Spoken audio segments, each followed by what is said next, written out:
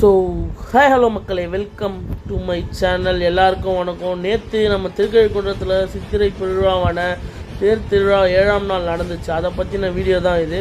நேற்று யாரெல்லாம் திருவிழாவுக்கு போனீங்க போகலன்றதை கமெண்ட்டில் சொல்லுங்கள். ஒரே ஒரு லைக், ஷேர் அண்ட் சப்ஸ்கிரைப் மட்டும் பண்ணுறேங்க நண்பா, அது போதும் நமக்கு.